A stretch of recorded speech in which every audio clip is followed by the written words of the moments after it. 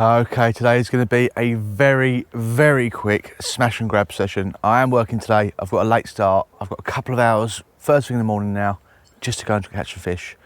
I'm going to be trout fishing. One of the perks of working at a trout fishery, you know where they are and where they've been getting caught. So I'm at Powell Hill at Derwent Reservoir where I work, and we're going to fish ultralight lures and try and catch a few trout. Like I said, it's going to be a really short session. I'm not going to mess about talking for too long. Let's see if we can catch them.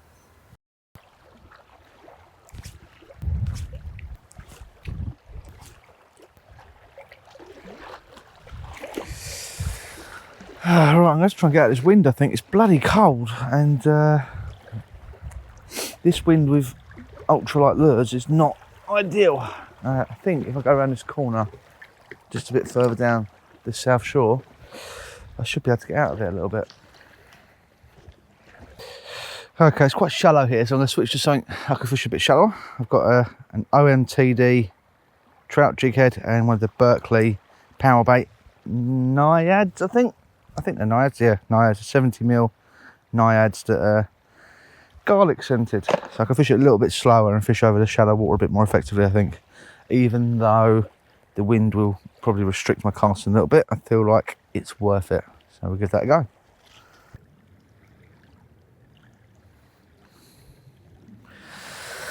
Oh, I don't want the soft plastics today. I think maybe a smaller spoon I can fish shallower. Give that a go. Right, I feel like there's not a lot happening. I've not seen a fish. The wind direction's changed massively, and it's just doesn't feel like the same as it did the last few days when there's been fish here. So I think I'm going to move. I'm going to head up that way, up towards Hunter House. It looks nice and sheltered up there, and there's not been many people fishing up that way, and it could be the difference. There might be a few fish just sitting there that haven't been bothered. So we'll have a little walk up there.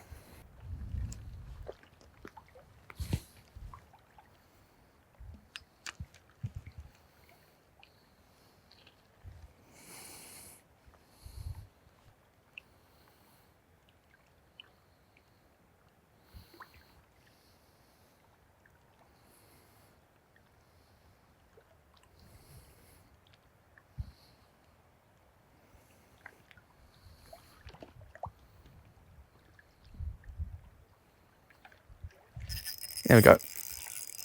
Absolutely slapped. Hey! Gosh, that hit hard.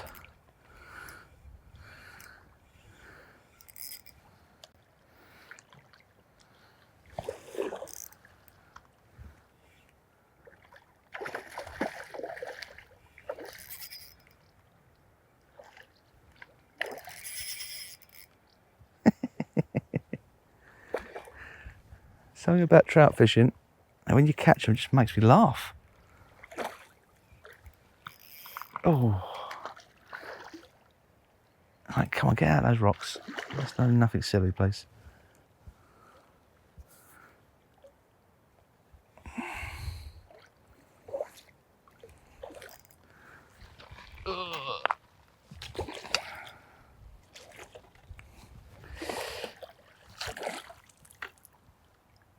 Come on now.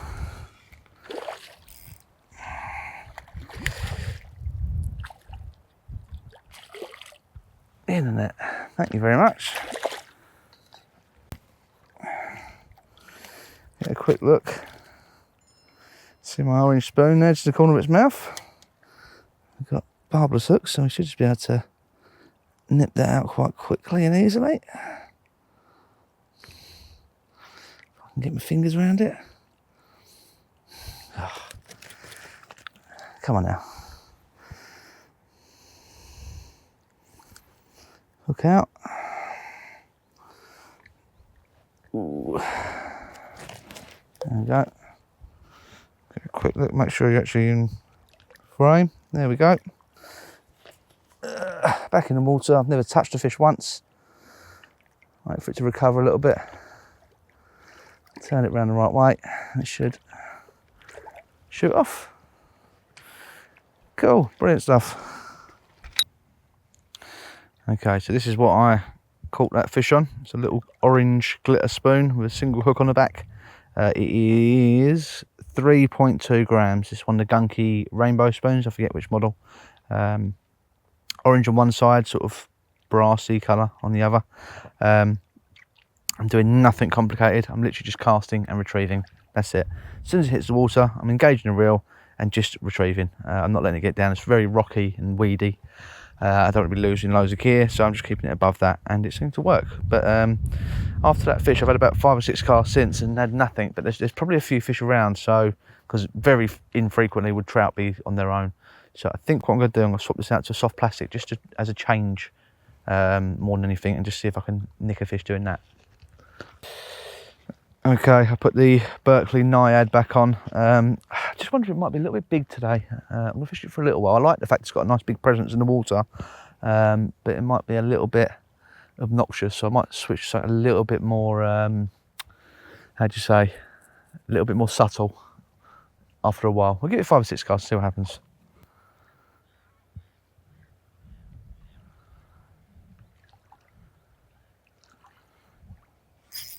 There's a fish, straight back on the orange spoon, and get one straight away. Well, that just goes to show what's working. I've had a good 10-15 minutes with the soft plastics and had nothing. Literally first cast. This feels like a good fish actually. First cast back with the orange spoon, and we're back. This feels like a heavy fish. It's not really doing much. It just feels weight. Oh, it's off. Ah, it's felt big. Ah, that was a good fish. Oh well. I was only going to release it anyway. At least we got the hit. Okay, well, as I said, it's a really short fishing session today, so I don't want to take up too much time nattering on about stuff that you could probably find in one of my older videos. But a question I get asked a hell of a lot about this sort of ultralight lure fishing for trout is, how do I cast very small lures a long way? And I cast, 2 or 3 grams, 35 yards maybe, 40 yards sometimes, if the wind's in the right directions. And it's a very simple answer, and it's balance. So your rod, your reel, and your main line all have to balance. If I was using a rod rated to, 10-15 grams, it would half the distance I could cast.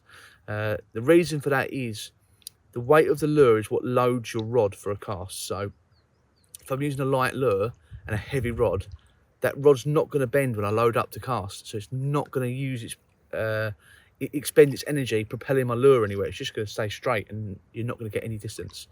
So using my St. Croix panfish is absolutely perfect. I forget exactly what it's rated to, but it's about, I think it's 0.5 to 6 point something grams. The Americans do it in bits of an ounce, so it's 1/16 to 1/4 of an ounce. By the time I've edited this video, I'll put something here somewhere which tells you what that means in grams. I forget exactly what it is. Yeah, so I am using a very light rod. I'm using incredibly light braid. It's only 5 pound braid. I see people fishing for trout with gear just way too heavy. You don't need it. Balance your gear. Nice light rod, very light main line, a reel with a decent drag, because these fish do fight, and because you're using light braid, you don't want a heavy reel with sticking a drag. You've got a nice smooth drag and a reel that lays the line nicely, lays this nice fine line, lovely and even on your spool, so you get a decent cast. It's also important to spool your reel up nicely. If you underspool your reel, then every cast you make will be catching, the line will be catching on the lip of your spool, and that will distance your cast too. So you have to get all these little percentages together, which in the end gives you a setup which means you can fish these very light, very small lures a long way. So hopefully that gives you some sort of idea of what I'm doing. I mean, today both the fish I've hooked have been on this little orange spoon, which is 3.2 grams, which actually is on the heavy side of what I use for trout fishing. Most of it is going to be sub 3 grams. Sometimes, and very infrequently, I'll go up to sort of maybe 4.5, and that's only if I'm really casting into really heavy wind, or if I'm really wanting to cast a long way. It's very, very, very rare that I cast that heavy. Most of it will be fractions of a gram in the jig head, and then a soft plastic or a spoon that's 2 or 3 grams, 2 grams mostly. For example, the soft plastic that I've thrown a few times today, the Molex jig head there is 1.5 grams, and then you could probably add a couple of grams for the soft plastic, so maybe 3 grams as well, 3.5 grams. So yeah, and that's a big soft plastic really. So I think if you went even smaller, you'd be talking around 2 grams, something like that. So that's the importance of having a balanced setup. So a nice light rod that compresses nicely. It's got for trout, you want a fairly specific action. You want the rod to be nice through action, so it's not just bending at the tip. You want it to bend all the way through the blank.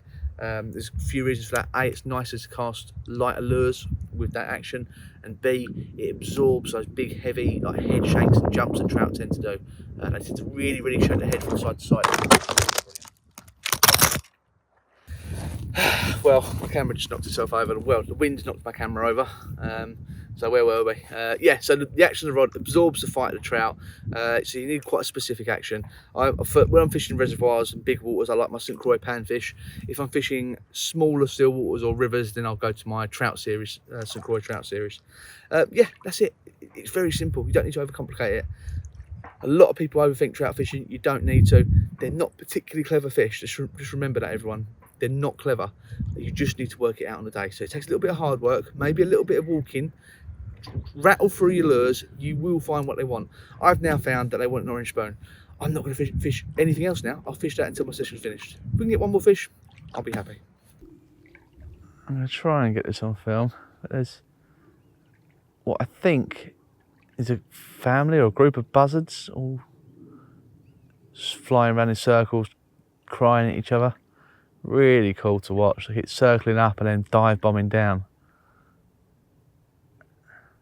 There was an osprey that came over. Look, fighting, brilliant.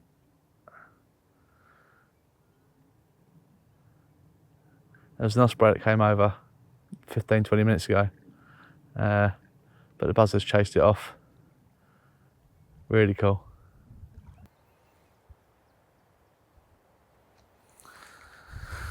Right, I think we're going to try. There's a little bay around the corner here just by this island. We'll try in there, and we're getting pretty close to calling it a day, I think.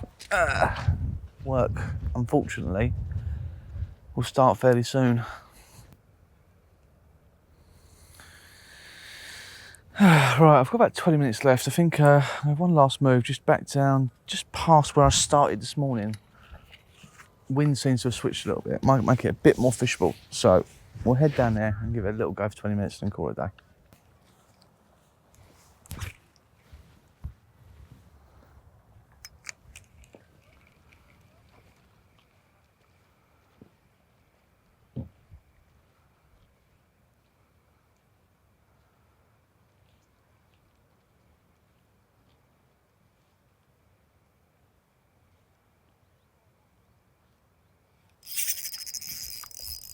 There we go, there's a fish. Absolutely knocked slack in my line.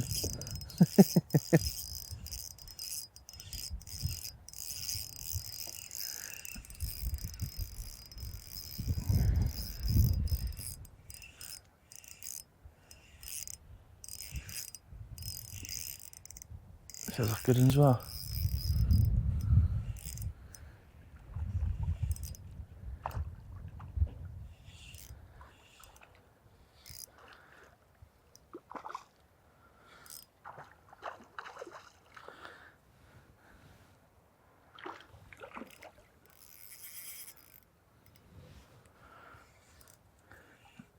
All right, here it comes.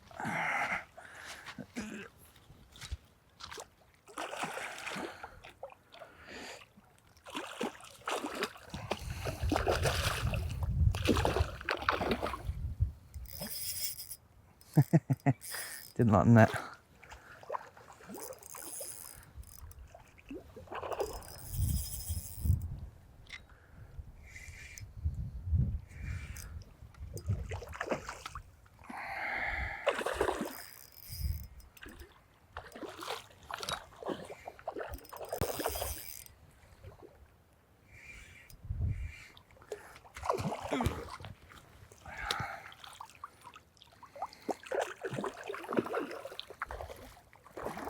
Come on, fish, give it up. Head up. In the net. That's a nice one. Come on.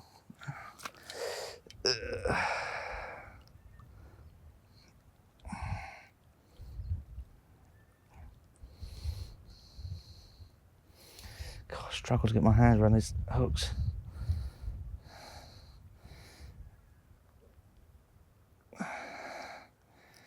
Oh, come out. There you go, it spoons out. Let's put the rod down here for a second. That's a lovely fish, that. Brilliant, right. Back in the water, make sure it's recovered. Oh, this fish is more than ready to go. There it goes. Okay, I think that's a good place to call it a day. That was the third opportunity. I've got about 10 minutes before I was going to finish, but we'll finish on a high. We'll call it there. Little orange spoon doing the business again. Okay, so we're going to wrap it up there. I am now cutting it a little bit fine, getting to work, so I'm going to run. So there's no time for a lengthy outro. But if you take anything from this video, I hope that you understand that trout fishing hasn't got to be 15-pound mono and giant spinners or you know, Toby spoons. You can really find things down, and quite often when it's difficult, which it is August, you could buy an extra bite or two when other people are struggling. I've had 3 today, or 2 landed, 1 lost. I haven't seen none fish caught. So maybe that says something. So anyway, I'm going to wrap it up there. If you like the trout fishing videos, please let me know. I should do more of it, but when you work with trout every day, it's hard to get excited. But I do enjoy it when I actually convince myself to go, so I should do more of it. Anyway, enough waffling. See you next one.